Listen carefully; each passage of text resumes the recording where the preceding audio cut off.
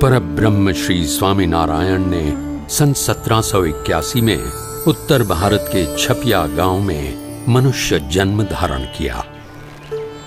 छपिया और अयोध्या की भूमि को दिव्य बाल चरित्रों से पावन करके वे नीलकंठ वर्णी के रूप में निकल पड़े अपने मौलिक दर्शन से विश्व के असंख्य जीवों का कल्याण करने हेतु एक कल्याण यात्रा पर।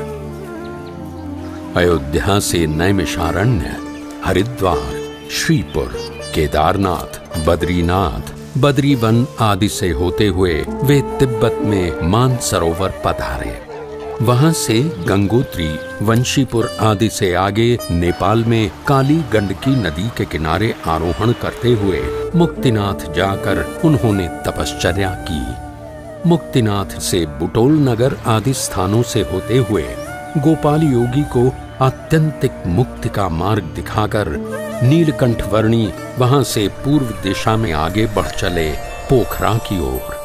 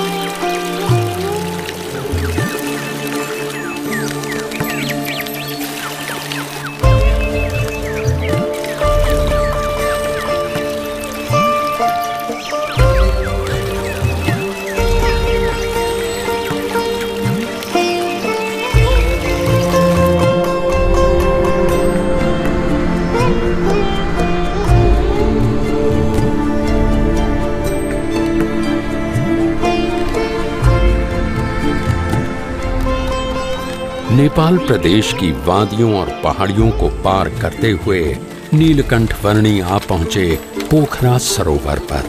नरतनु है नैया केवट हरि नाम, संतन संग प्रभु भजो मिले परम धाम।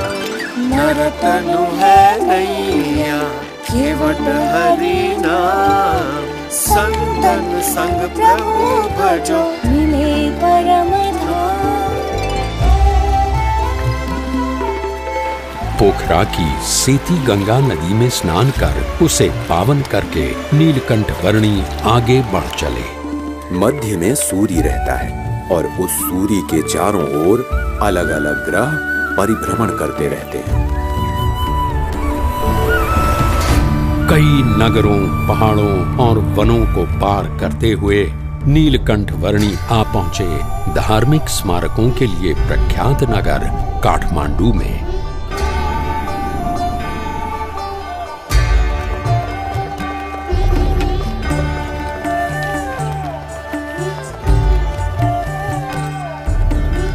काठमांडू में नीलकंठ वर्णी ने पशुपतिनाथ मंदिर के दर्शन किए और वे बागमती नदी के घाट पर भी पधारे।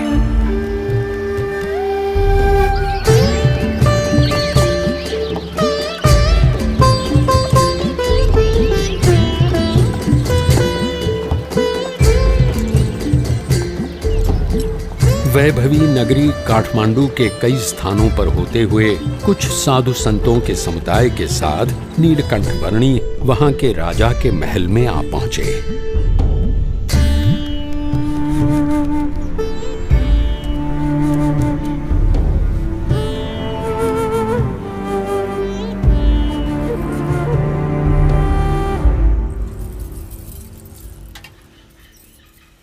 यहाँ उपस्थित सभी लोग ध्यान से सुनिए।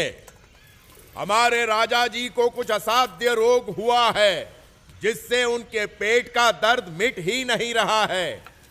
यदि किसी को भी इस रोग और उसके निवारण की जानकारी हो तो वो बताएं और हमारे राजा जी का इलाज करें और उचित इनाम भी पाएं। बटुक वर्णी जी, आपके पास भी इस रोग का कोई इलाज हो तो अवश्य बताना। मेरे पास तो जन्म मरण के रोग का इलाज है।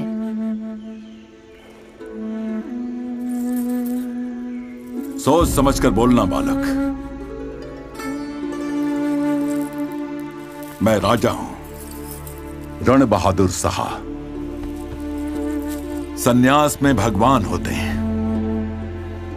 ये सोचकर मैं साधु संतों और सन्यासियों को मेरे रोग का इलाज करने के लिए बुलाता हूं, और मेरा इलाज करने की बात करके जो इलाज नहीं कर पाता, ऐसे हर एक हकीम, वैद्य, साधु, संत, सन्यासी सबको मैं जीवन भर के लिए बंदी बनाकर सजा देता हूं।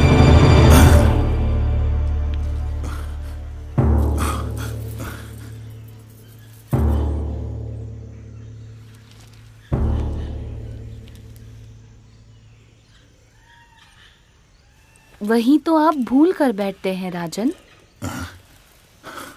अपने कर्मों की सजा दूसरों को देकर इस जन्म में या पिछले जन्मों में आपने स्वयं जो बुरे कर्म किए हैं, उनके फलस्वरूप आपको ये रोग मिला हुआ है। ऐसी बातें मेरे मुंह पे कर रहे हो, तुम्हें डर नहीं लगता? सत्य बात को सुचारू रूप से कहने में डर कैसा राजन? अभी भी आप निर्दोष लोगों को दंड देकर अधिक बुरे कर्मों का संचय ही कर रहे हैं, जिनके फल भी आपको भुगतने पड़ेंगे।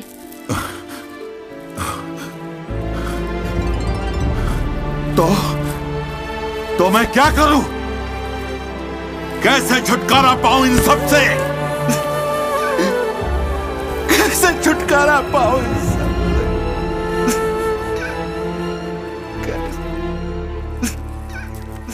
जो भी दुख आए उसे अपना प्रारब्ध और अपने कर्मों का फल समझकर और परमात्मा की इच्छा समझकर अपना लो। अपनी भूलों का पश्चाताप करके और परमात्मा को प्रार्थना करके प्रायश्चित करने से दुख का निवारण हो सकता है। परमात्मा को तो मैं नहीं जानता, पर मैं आपसे प्रार्थना करता हूं कि आप मुझे इन दुखों से उबारिए। आप जो कहेंगे वो मैं करूंगा।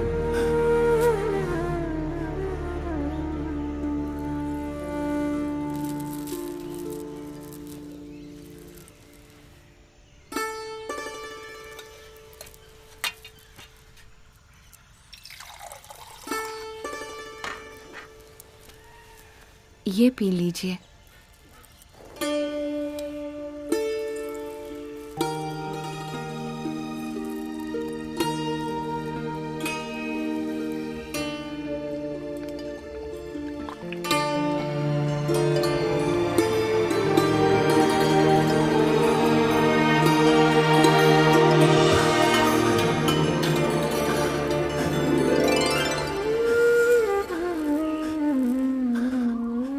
ऐसी राहत की अनुभूति मुझे आज तक नहीं हुई प्रभु।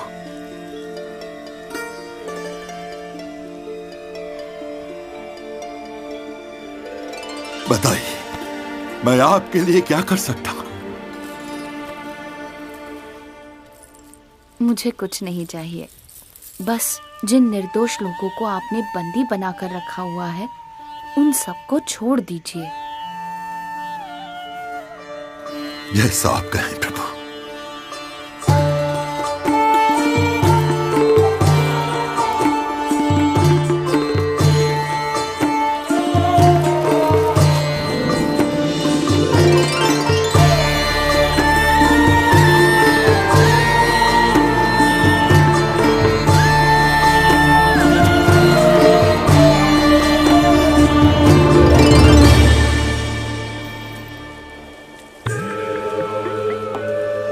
काठमांडू से आगे उत्तरी नेपाल प्रदेश में यात्रा करते हुए नीलकंठ वर्णी ने तिब्बत प्रदेश एवं चीन प्रदेश की ओर दृष्टि की और वहां से पूर्व दिशा में आगे बढ़ते हुए वे वराह तीर्थ आ पहुँचे। जीवन भर सदाचार पूर्वक सेवा के अच्छे कार्य करते रहना वह अच्छी बात है, परंतु वह आत्यंतिक मोक्ष के लिए पर्याप्त नहीं है। मोक्ष के लिए तो सच्चे ब्रह्म स्वरूप गुरु से सनातन मूल्यों का ज्ञान पाकर उसे अपनाना होगा। ओम गंगे च यमुने चैव गोदावरी सरस्वती नर्मदे सिंधु कावेरी जलेस्मिन् सन्निधिं कुरु।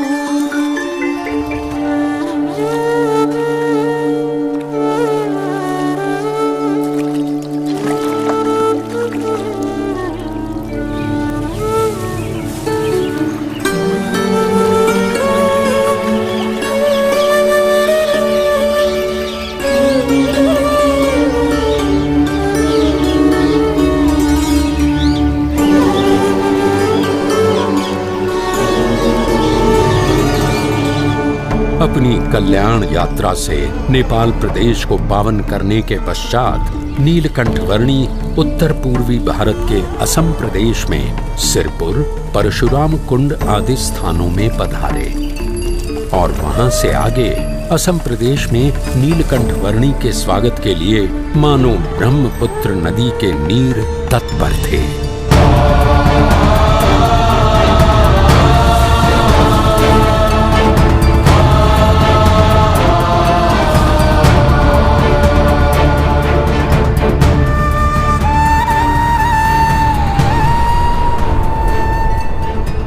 ब्रह्मपुत्र नदी को पार करके नीलकंठ वर्णी आ पहुंचे असम के कामाक्षी तीर्थ में। इस दुर्लभ मनुष्य जन्म का ध्येय है परम सत्य की प्राप्ति। व्यसन, वहम, मलिन मंत्र तंत्र आदि से किसी सत्य को प्राप्त कर लेने जैसा जो अनुभव होता है वो परम सत्य नहीं परंतु केवल भ्रम है। परम सत्य तो केवल एक ही है जो जन्म मरण के चक्कर से मुक्त करके आत्यंतिक मोक्ष प्राप्त करवाता है।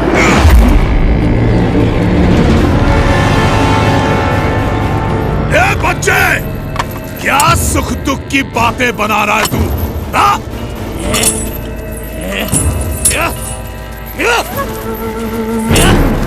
अरे यहाँ मेरे साम्राज्य में सबके लिए केवल एक ही वस्तु प्राप्त है और वो है सुख, सुख और सुख। समझा तू? सुख या सुख का भ्रम? सुख, केवल सुख, केवल सुख। एक सच्चे उपासक की तरह उपासना करके हर एक सुख को सिद्ध किया है मैंने और गले तक मदिरा का पान करके उन हर एक सुख के नशे में रहता हूं मैं। इसीलिए पी बैक कहलाता हूं मैं, पी बैक।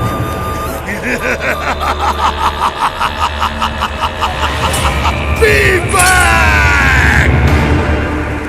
अपने प्रपंच से लोगों को डरा धमकाकर स्वयं सुखी रहना वो सिद्धि नहीं परंतु विकृति है विवेक। अपनी सिद्धियों का उपयोग सबके सुख के लिए करना चाहिए, दुख के लिए नहीं।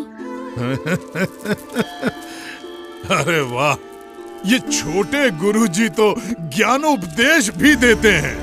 महाज्ञानी है गुरुजी। पर अभी गुरुजी को पता चल जाएगा कि मेरी शक्तियों के सामने उनका ज्ञान कैसे हवा में फुर्र हो जाता है।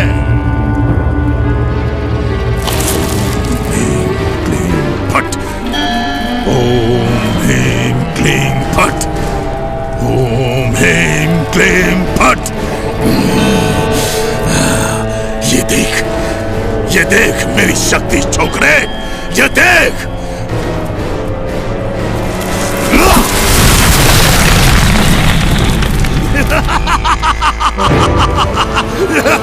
देखा?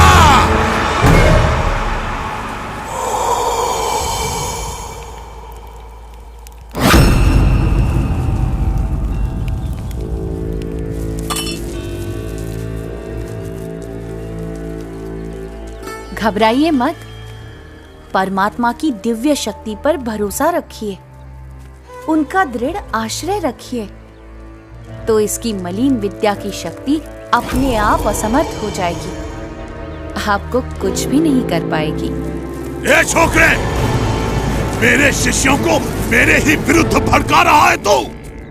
भड़का नहीं रहा हूं, पर जगा रहा हूं, क्योंकि इस बेचारे वृक्ष की तरह ये सब भी निर्दोष हैं। अरे, तू उनकी छोड़ और अपनी सोच। तुम भी तो अपनी सोचो पिबेक। दूसरों के विनाश से स्वयं का विकास करने पर तुले हो तुम। ऐसे भोले भाले लोगों को मूर्ख बनाते हुए तुम इतने अंध हो गए हो कि स्वयं को भी मूर्ख बनता हुआ देख नहीं पा रहे हो। जरा सोचो पिबेक, तुम सब मोह माया का त्याग कर निकल पड़े थे, वो किस लिए? और अब कैसे स्वयं ही मोह माया में अंध हो चुके हो? कुछ तो अंतर्दृष्टि करो पिबेक।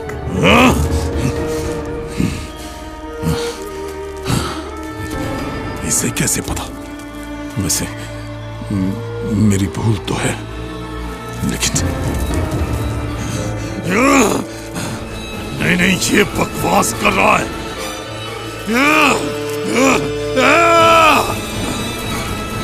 तू ऐसे नहीं समझेगा, अब तुझे मारना ही पड़ेगा।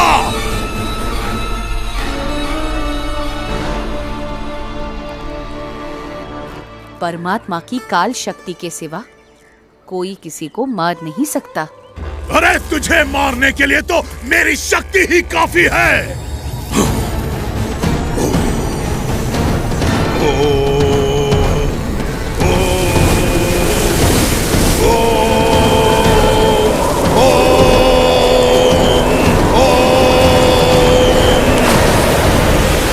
ये ले तेरी मृत्यु।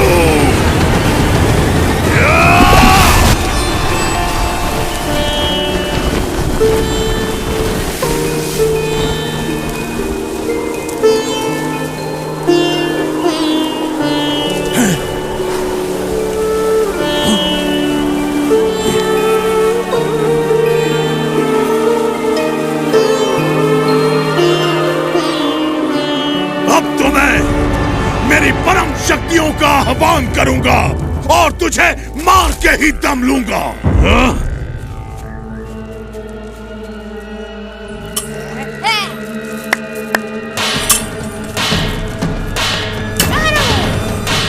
शक्तियों को बुलाओ, शक्तियों को मारो, शक्तियों को बुलाओ।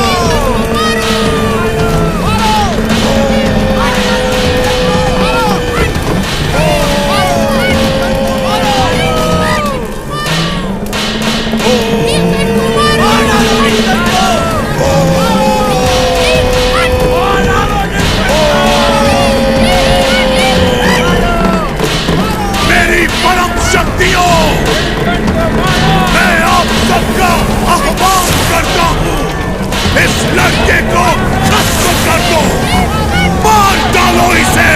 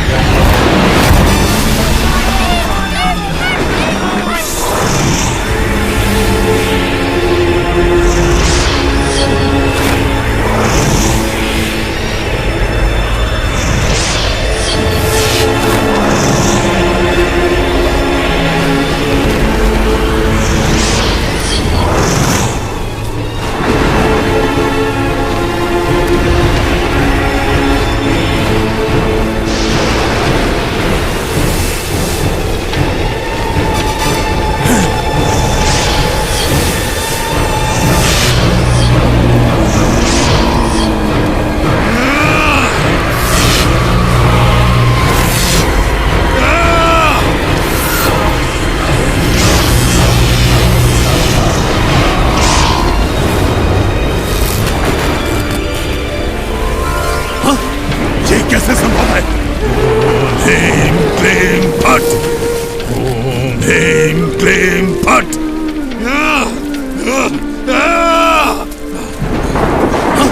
ये कैसे संभव है? ये क्या हो रहा है? मेरी शक्तियां काम क्यों नहीं कर रही हैं? अरे अरे अगर यहां से नहीं हो रहा है तो वहां से मारो। अपनी सारी शक्ति लगा दो पर इसे खत्म कर दो।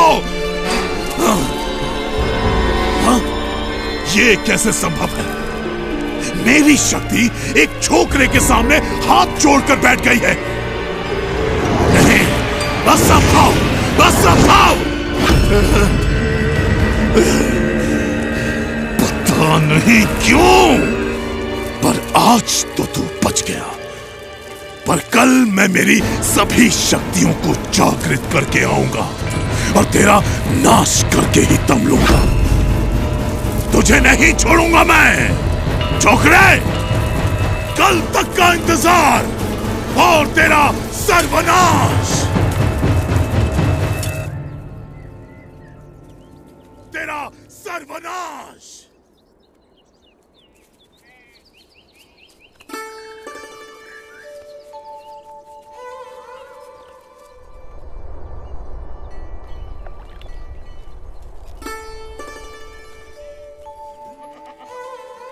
धर्म का आचरण छोड़कर अधर्म का आचरण करने के लिए बहाने तो 1000 मिल जाते हैं, पर यदि दृढ़ता से धर्म के मार्ग पर चलते रहेंगे तो माइक आकर्षणों पर गिरने से बच जाएंगे, अधर्म से बच जाएंगे।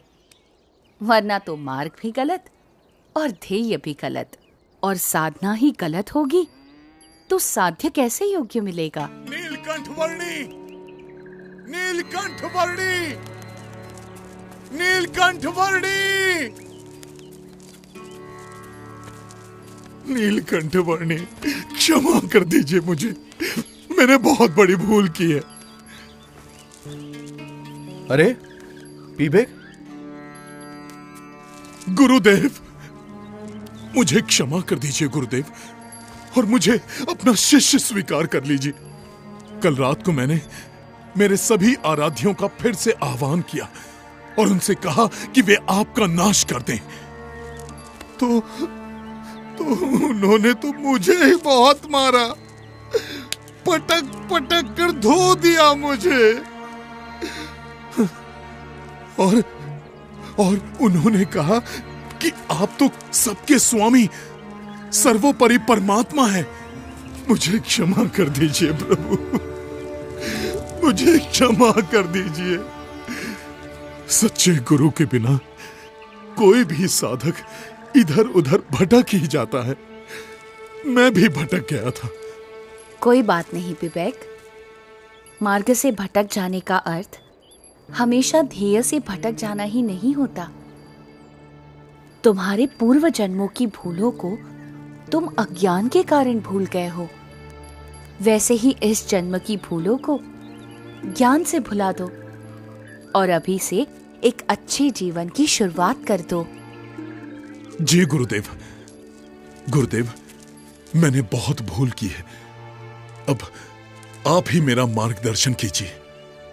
जरूर विवेक, गुरु तो सही मार्ग दिखाने का प्रयास करता ही है, पर उस मार्ग पर चलना वो तो साधक का ही काम है। बस अब तुम एक सच्चे साधक को शोभा दे वैसा जीवन जियो। शुद्ध धर्म, शुद्ध आचरण, शुद्ध भक्ति भाव, यथार्थ ज्ञान आदि को अपनाकर परमात्मा की ओर कदम बढ़ाते चलो, तो वो भी तुम्हारी ओर आते चलेंगे। तुम्हारे पुराने संसार की रचना तुम ही ने की थी और तुम्हारे नए संसार की रचना भी तुम ही करो।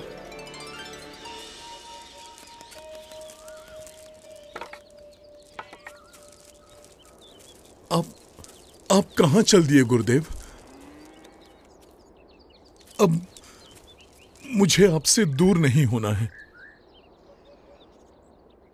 जहां प्रेम है वहां दूरी कैसी? और भौतिक दूरी बढ़ने से हृदय की निकटता मिट थोड़ी ना जाएगी। विवेक, गुरु की आज्ञा में रहना वो उनके साथ रहने के समान ही है। जी गुरुदेव, अब मेरा शेष जीवन आपकी आज्ञा के अनुसार ही बीतेगा। तो मैं सदैव तुम्हारे साथ रहूंगा। प्रणाम गुरुदेव।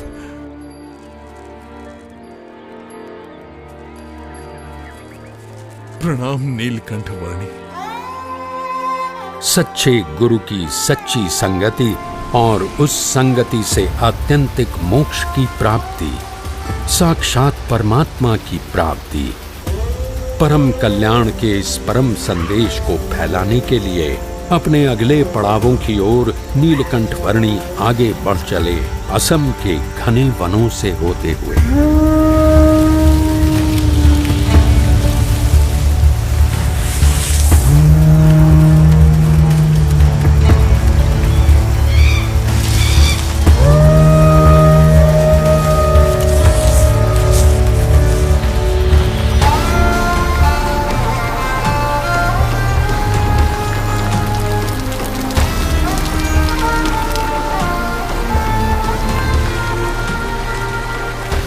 दक्षिणी असम के पर्वतीय प्रदेश को लांघते हुए चटगांव जिले के आसपास कहीं पर नीलकंठ वर्णी आ पहुंचे, एक दैवी अप्रकट सी नौलखा पर्वत की साधना भूमि पर।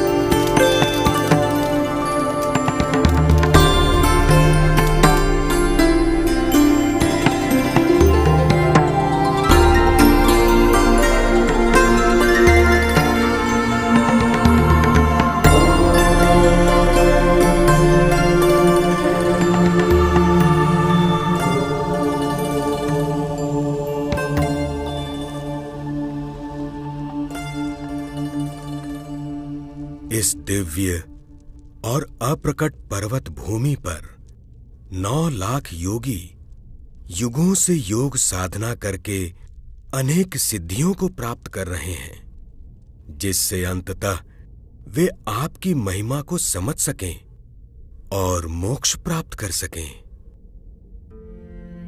सिद्धियों की प्राप्ति हेतु योग साधना करने से अनेक सिद्धियां प्राप्त हो सकती हैं, पर उन सिद्धियों के प्रति जो लगाव बना रहता है वह परमात्मा की भक्ति में से विचलित कर देता है, और आत्यंतिक मोक्ष तो यथार्थ दास भाव से परमात्मा की भक्ति करने से ही होता है।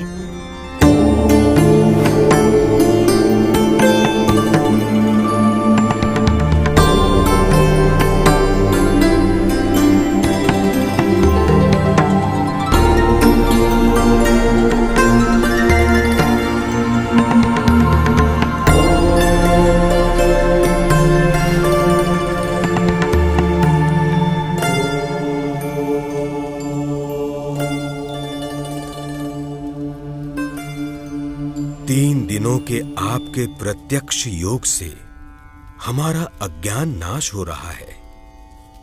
हम अपने प्राणों को षट चक्रों में प्रसारित करके किसी भी सिद्धि को प्राप्त कर लें, उससे भी अधिक यह है कि हम हर प्रकार से आप जो परमात्मा हैं उनमें जुड़ जाएं। कृपा करके हमें आपकी भक्ति का अधिकार दें और आपके स्वरूप में जोड़ दें। आप सभी का आत्यंतिक मोक्ष के मार्ग पर प्रयाण हो।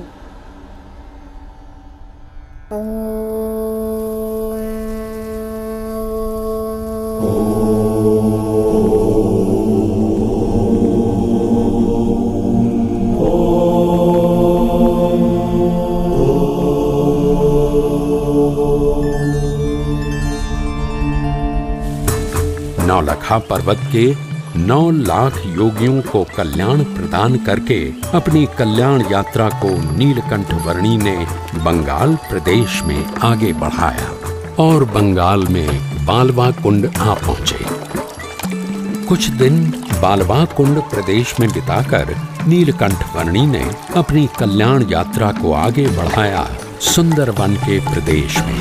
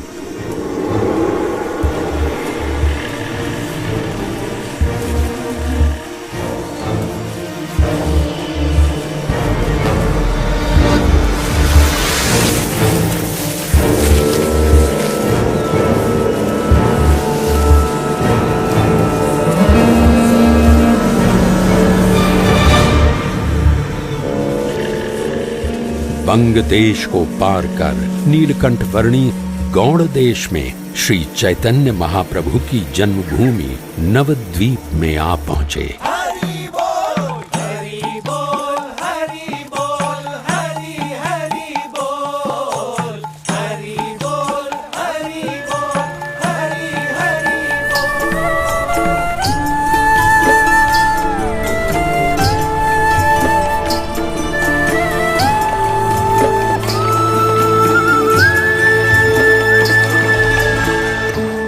गंगा और सागर का जहां मिलन होता है, उस पवित्र तीर्थ गंगा सागर की ओर नीलकंठ वर्णी बढ़ चले।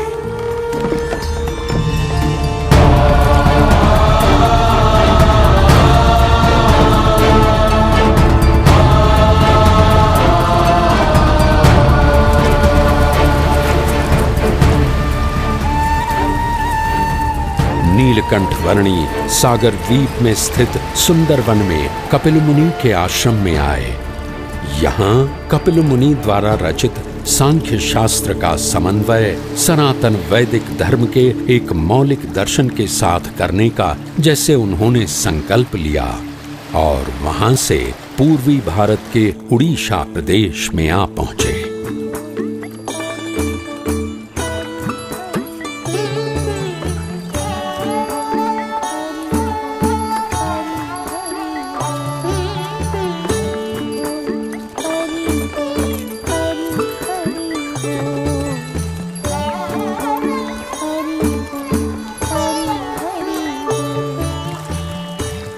इस उड़ीसा प्रदेश के एक छोटे से गांव में मानो कोई नीलकंठ वर्णी की प्रतीक्षा में था।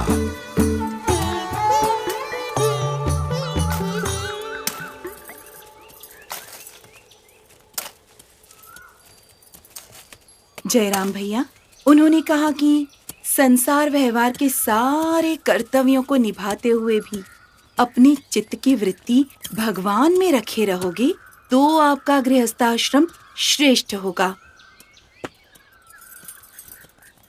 यानी कि परिवार के सभी लोगों के साथ प्रेम भाव से रहो, अपनी हर कौटुंबिक और सामाजिक जिम्मेवारी को निष्ठापूर्वक निभाओ, परंतु उन सब की मोह माया में लिप्त ना रहते हुए केवल भगवान में ही आसक्ति रखो। ये सब बातें तुम्हें किसने सिखाई? बाल योगी नीलकंठ वर्णी ने पिताजी। वे सन्यासी बाबा के मंदिर में ऐसा उपदेश दे रहे थे।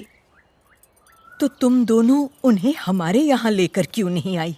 पर माँ, उन्होंने तो आँख उठाकर हमारी ओर देखा तक नहीं। तो हम उन्हें कैसे बुला लाते? क्या ऐसे पवित्र बाल ब्रह्मचारी हैं वो? चल जयराम, उन्हें हमारे घर पर ले आते हैं। चल चल।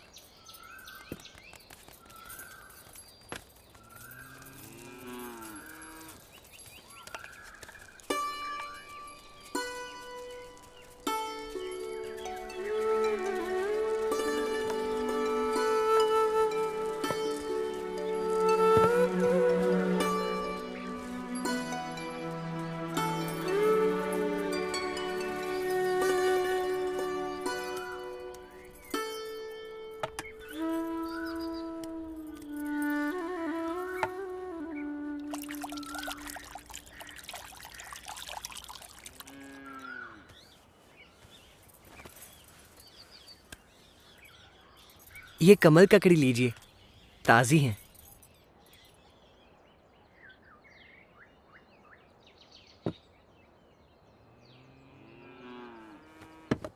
ये जयराम और मैं कृष्ण तंबोली, हम दोनों रोज ताजी कमल ककड़ी लाते हैं।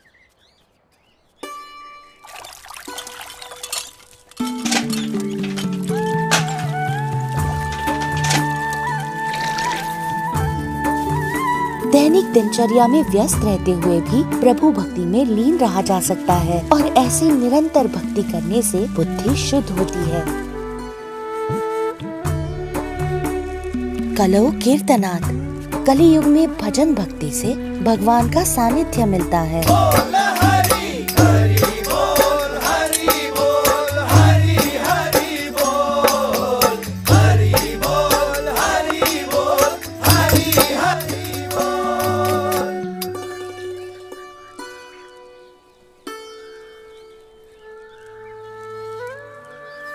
रोज इतनी ताजी कमल ककड़ी कहाँ से लाते हो? क्या मुझे भी उस जगह ले चलोगे? हाँ, आज शाम को ही चलेंगे। आपको हमारे साथ बड़ा मजा आएगा।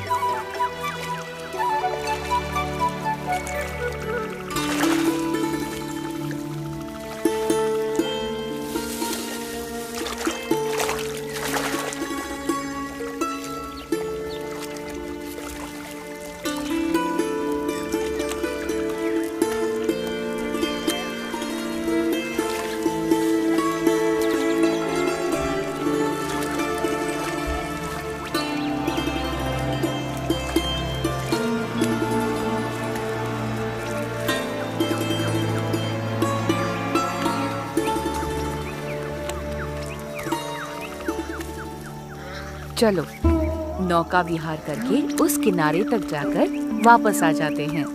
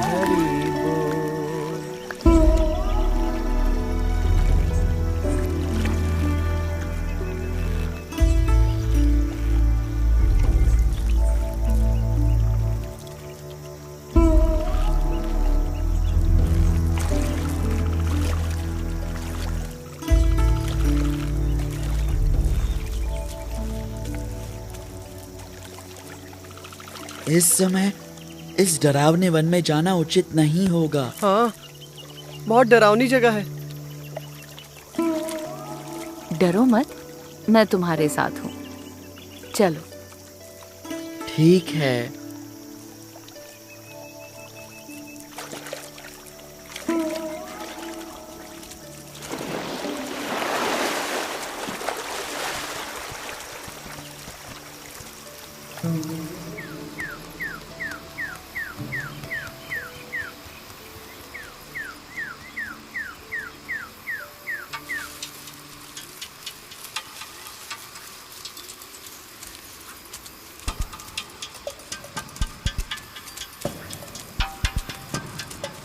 समझ में नहीं आ रहा कि आप कर क्या रहे हैं नीलकंठ वर्णी, और हमें कहाँ ले जा रहे हैं।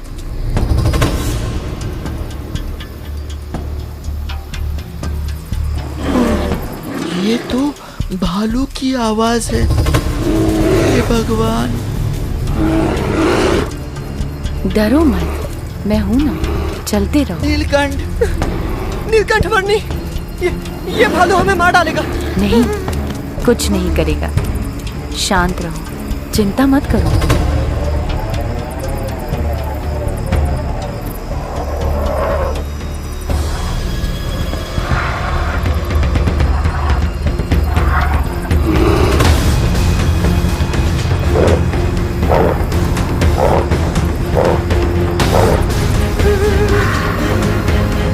ये तो हमारे नजदीक आ रहा है।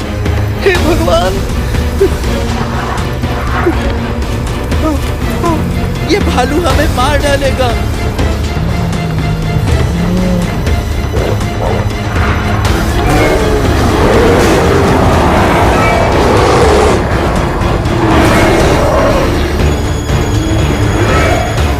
शांत हो जाओ।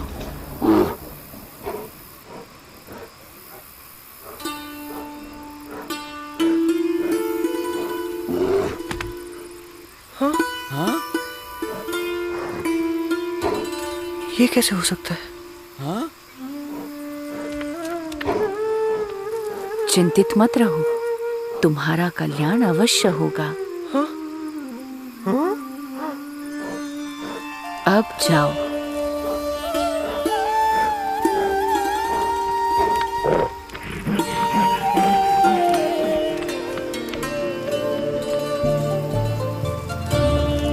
चलो, हो गया।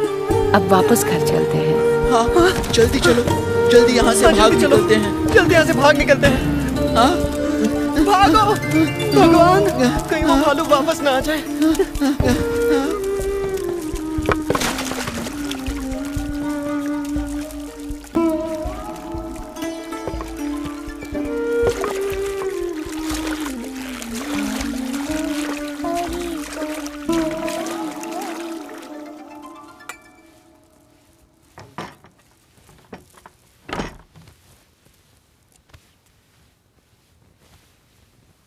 अच्छा, तो आपको पता था कि वो भालू वहां था? हाँ, भगवान के स्वरूप में संशय होने के कारण उसे मोक्ष नहीं मिला था और मोक्ष प्राप्ति के लिए बार बार इसी योनि में जन्म लेता रहता था। तो अब भालू का देह त्याग कर उसे मनुष्य जन्म मिलेगा। उसे मेरा योग होगा और उसका आत्यंतिक मोक्ष होगा। अच्छा, तो आप उस भालू का कल्याण करने के लिए यहाँ आए थे? हाँ, सबके कल्याण के लिए ही तो मेरी यात्रा है। तो फिर हमारा भी कल्याण जरूर करना प्रभु, करोगे ना? हाँ, आपकी मति शुभ है तो कल्याण होगा। मुझे तो पहले से लग रहा था कि आप कोई दिव्य प्रतिभा हैं। प्रणाम। कृपया जयराम को स्वीकार कर आपके साथ रख लीजिए, आपका दास बनाकर। जयराम दास।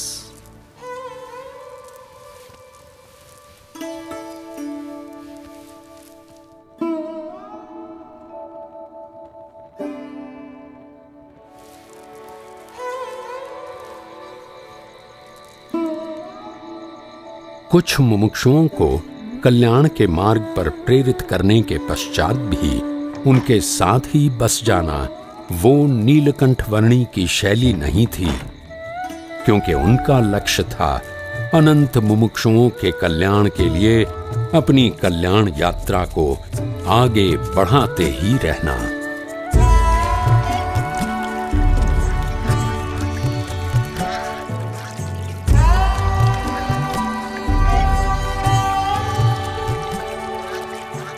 उड़ीसा प्रदेश में नीलकंठ वर्णी अपनी कल्याण यात्रा को आगे बढ़ाते रहे। मार्ग में सदा व्रतों से जो कुछ भी मिले उससे निर्वाह कर लेते हुए जो कोई भी मिल जाए उसके लिए परम कल्याण का मार्ग प्रशस्त करते हुए और निज स्वरूप के निजानंद में मग्न रहते हुए।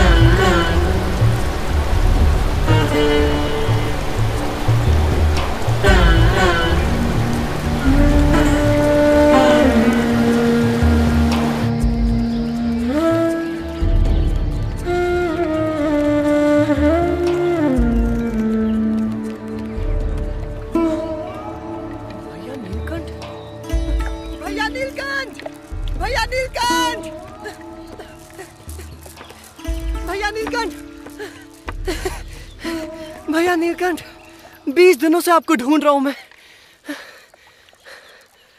आपके चले जाने से मेरा परिवार बहुत दुखी है।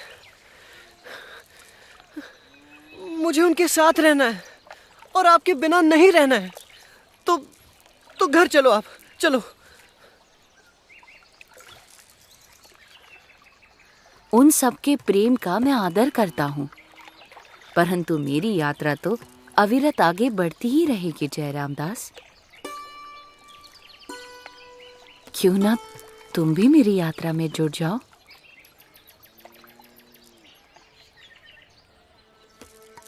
जयराम दास, मैं जानता हूं कि तुम पूर्व के मुमुक्षु जीव हो, इसीलिए कह रहा हूं कि संसार के नाशवंत और मायिक संबंधों को छोड़ दो और उसे पकड़ लो जो माया से परे है। हाँ। मेरे साथ चलो, चलो जगन्नाथपुरी चलते हैं। जी, आप सही कह रहे हैं, चलो।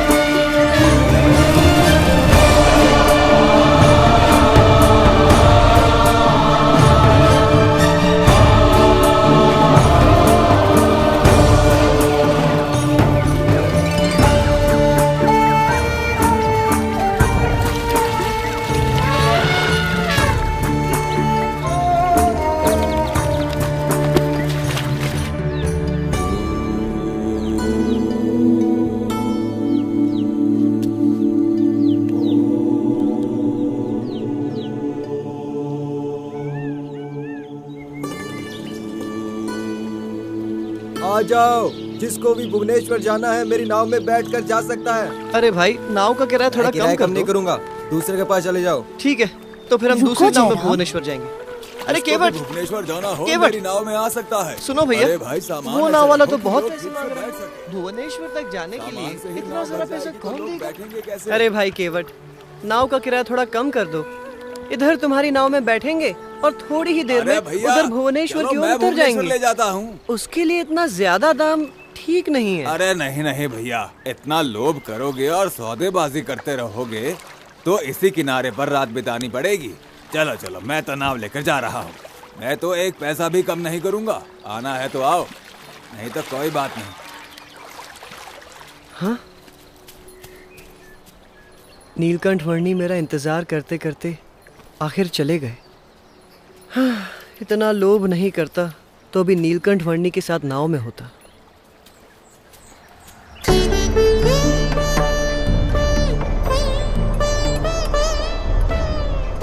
उड़ीसा के भुवनेश्वर का लिंगराज मंदिर नीलकंठ वर्णी की यात्रा का अगला पड़ाव बना।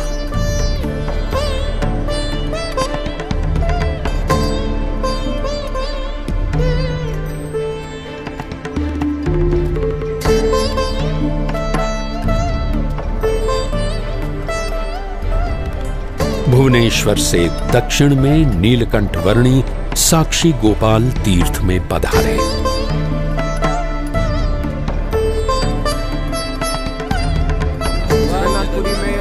सबसे बढ़िया जगह रहने का प्रबंध हो जाता है। अपनी कल्याण यात्रा को आगे बढ़ाते हुए नीलकंठ वर्णी जगन्नाथपुरी आ पहुंचे। नमस्कार। इंद्रद्युम्न सरोवर यहाँ पर है, आइए सामने स्नान कर लीजिए। प्रणाम।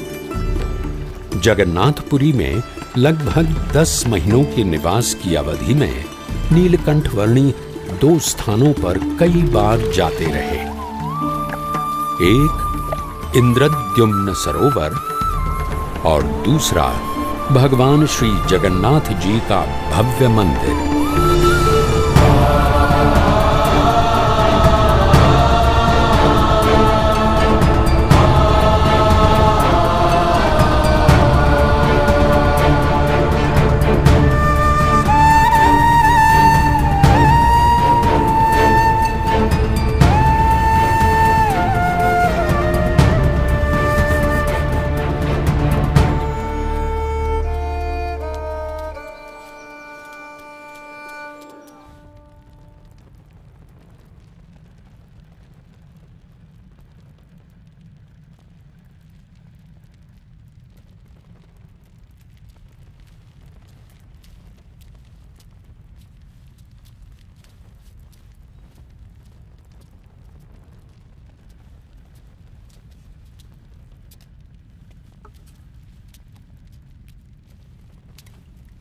ये लीजिए भगवान जगन्नाथ जी का प्रसाद। मैं आपको हर रोज ये प्रसाद दूंगा।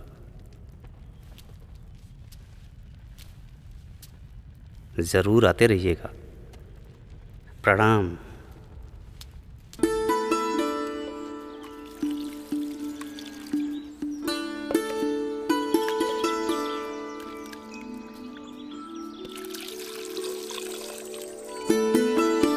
अरे भाई हटो हटो जरा। अरे नीलकंठ वर्णी, मुझे विश्वास था कि आप यहाँ जगन्नाथपुरी में मिल जाएंगे। उधर 2 पैसों के लोभ में मैं आपको खो बैठा। अब मैं आपसे नहीं बिछड़ूंगा।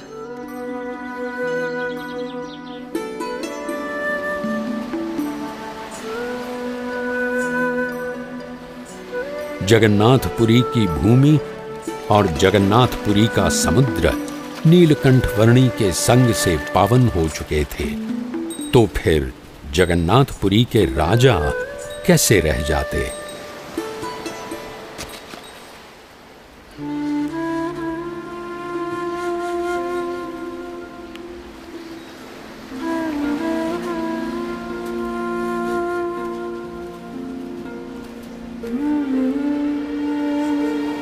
प्रणाम।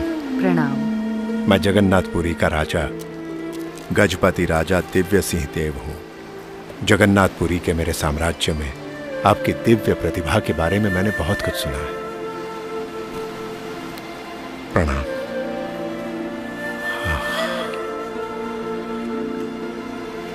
दिव्य, अति दिव्य। आप तो दिव्य अति दिव्य हैं। आप तो सच्चित आनंद स्वरूप हैं। प्रभु, मेरी प्रार्थना है कि इस वर्ष के रथ यात्रा उत्सव में आपकी विशेष उपस्थिति हो जी, जिससे समग्र जगन्नाथपुरी के वासियों को आपके दर्शन का सौभाग्य मिले जी। और रथ यात्रा उत्सव के पश्चात भी आप यहां जगन्नाथपुरी में ही बसे रहें। धन्यवाद प्रभु, धन्यवाद।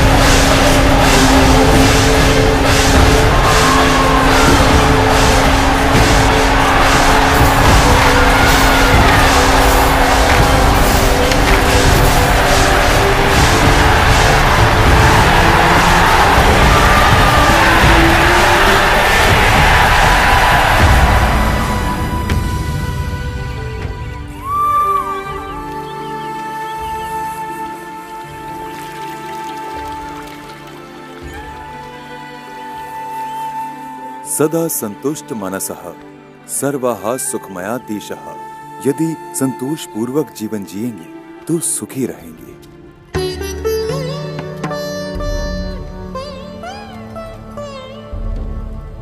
राजधर्म तो आपका लौकिक कर्तव्य है, पर आपके आत्म कल्याण के लिए आपको सनातन धर्म के मूल्यों को अपनाना पड़ेगा।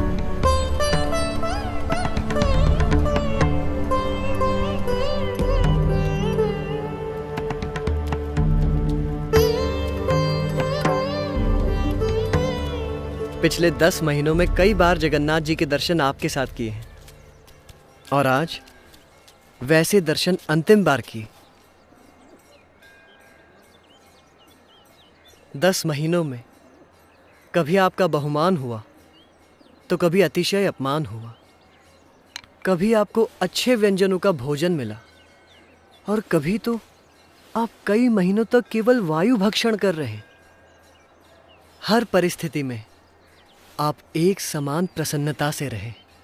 मैं तो कई बार बहुत व्यथित हो जाता था, पर आप तो हमेशा स्थित प्रज्ञ। अब आगे हम कहाँ जाएंगे?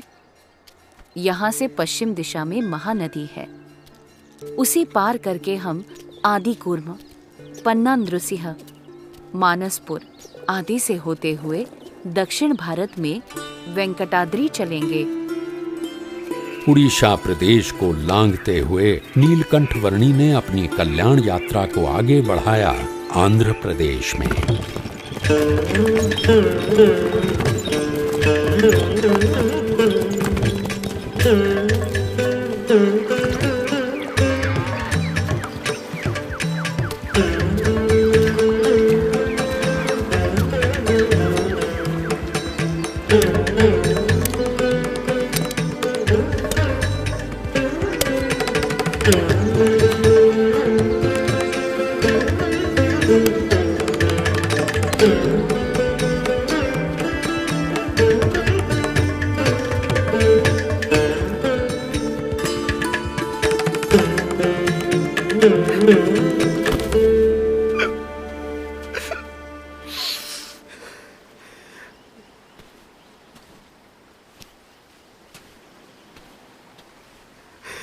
मेरे माँ बाप की स्थिति अभी कैसी होगी?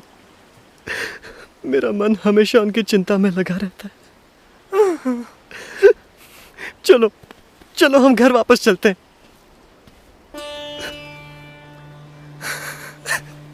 तो फिर मुझे जाने दो। उनके देहांत तक मैं उनकी सेवा करूंगा और बाद में आपके पास आ जाऊंगा। कोई बात नहीं जयराम दास, तुम जा सकते हो। पर मुझे आपसे सन्मुख भी रहना है। उनके प्रति मेरा मोह मुझे आपसे दूर कर रहा है। मैं असफल हो रहा हूं।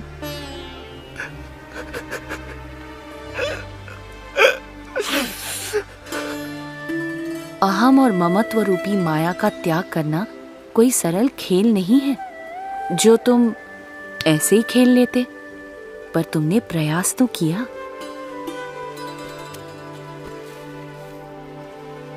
जी भैया।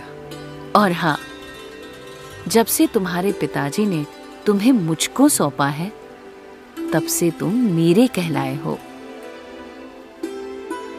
जी नीलकंठ। और जिसे एक बार मेरा संबंध हो जाता है और जो मेरा कहलाता है, उसे मैं छोड़ता नहीं हूँ और उसमें मैं तिल भर जितनी कसर भी रहने देता नहीं हूँ। तो चिंता मत करो। भविष्य में जब तुम्हें वैराग्य की वृत्ति जाग उठे, तब पश्चिम दिशा में गुजरात क्षेत्र में आकर मुझसे मिलना। मुझे तुम्हें साधु दीक्षा देकर तुमसे अच्छे कार्य करवाने हैं और तुम्हारा आत्यंतिक मोक्ष भी करना है।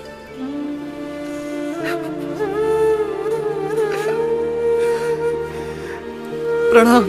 प्रणाम। मुझे भूलिएगा मत।